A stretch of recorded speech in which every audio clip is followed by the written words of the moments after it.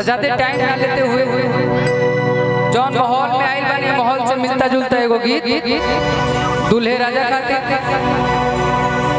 और बाद आप सब के जैसे मन हो जैसे गाना कब वैसे गीत सुना दे।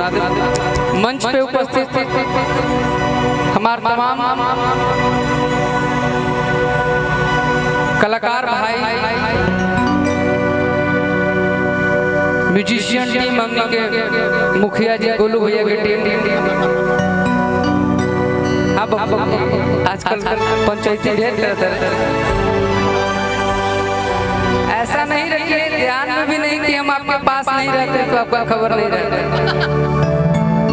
पंचायतियों कर ये हमारा सौभाग्य भैया कि आप हमारा खबर रख रहे हैं। पंचायतियों करे तो भारत का करे पाकिस्तान का न करे। पाकिस्तान देखिए कल नहीं था आज है कल नहीं रहेगा। पंचायती हम करबे ना करी ये गलत फहमी को अफवाह उड़ा देलगिन लगे पंचायती स्वीट पॉइजन मत बना खाली तार इतना अच्छा भोजपुरी के टीम है वहाँ से शुरुआत वाला वहाँ ले लास्ट होला चाहे यहाँ से शुरुआत वाला वहाँ लास्ट होला एक एक खाली सुर समझेला बस ये नहीं हो रही है तो खाली हिल दिया के ले और नहीं हो रही है तो ये बजा लिया दोनों मिल ए चल तो 6-7 लोग से दुश्मनी ले ठीक नहीं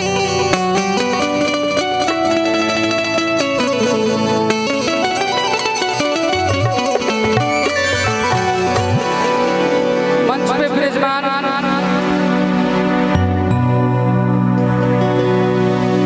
हमार दोस्त छोट भाई कहीं कहे दोस्त कहीं भीम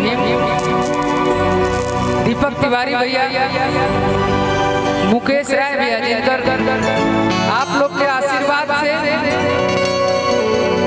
आज भोजपुरी के सबसे ज्यादा चर्चित मंच उद्घोषक अगर बानी कोई तो मुकेश राय भैया उनकर शुरुआत मगध से भइल हमरा भोजपुरी सिखावे ला हमरा क्यारा लगे गइले।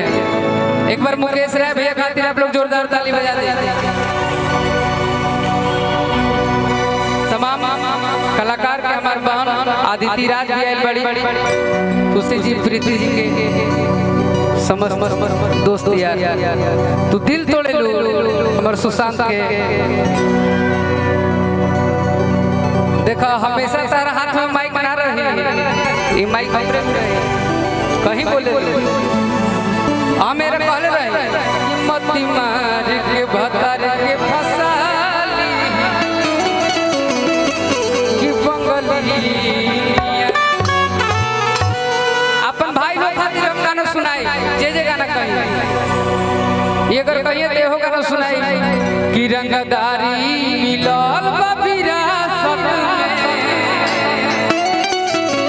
कौन कौन मेरे नौजवान भाई सुने देखो बाहर कार्यक्रम करे जाएगा भी तो प्यार से लोग ताली बजावे मगध के लेकर प्यार से ताली ना बजावे एक बार जोर से हल्ला करे ले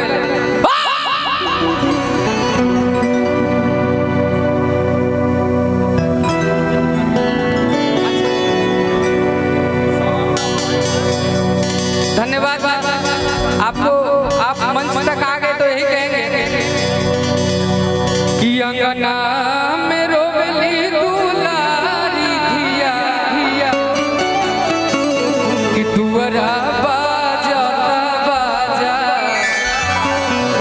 इसे नूरा से मंगिया सजाई के कि बिहने ले एक पिता अगर आपके जीवन में लक्ष्मी आई है तो आज आप ये बोझ हल्का नहीं कर रहे हैं आप अपने जीवन में जीते जी ठीक बा नीतीश जी आप अपने जीवन में जीते जी स्वर्ग प्राप्त कर लिए क्योंकि बेटी अंगना के तुलसी की घर के मान होली हो कि अपना बाबूजी के प्रिय परान होली हो बेटी अंगना के तुलसी घर के मान होली हमनी सब अपन बहन के शादी में आइल बानी तमाम जितना भी हमारे निहोरे दादा के जितना भी गार्जियन चाहे जे आज अतिथि आइल वाली सब लोग आराम से बैठिए। आप लोग के खातिर इतना व्यवस्था कैले बड़े। हाँ चाहे आप लोग प्यार से बैठ के रात भर कार्यक्रम के आशीर्वाद ली, प्यार ली, मोहब्बत ली, एंजॉय ली, आशीर्वाद हमने राहुल भी कहा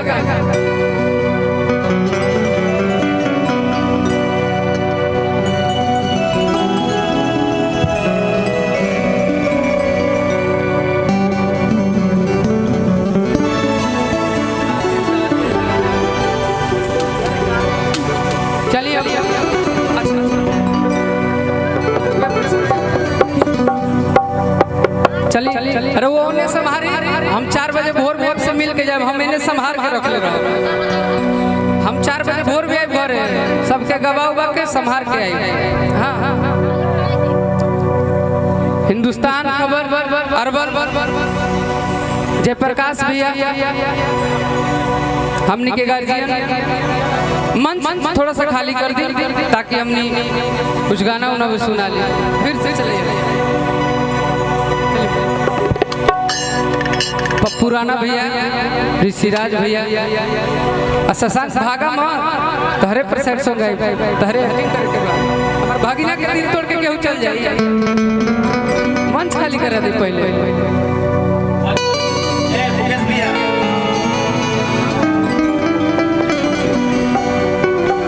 नीचे बनी चाचा जाके नीचे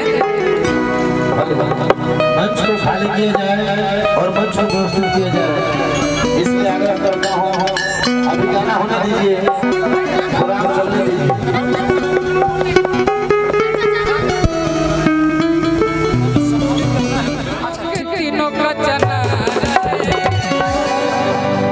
भाई लोग ये सुने खातिर आइल बा, हमारा पता बा कि नाता जिला जहानाबाद हा ना अनत हो कि अखिया से नींद चैन दिल के उड़ाबो है। अब फलनवा के बेटी अनाता ये सुना दे। एगो नया पर हमार बहुत पुराना गाना रहे मगही में कि दिल मांगो है गे मैया छोड़ा मगहिया। बाकी मगही के सबसे बड़ कलाकार हमारे बड़ भैया गुंजन भैया के कुछ देर में आप लोग के बीच में आगमन हो जाए। पता ना कहाँ रह गए, इतना लेट है प्रोग्राम में। अब तक आ जाके चाहते हैं कि तू चिरे महालिया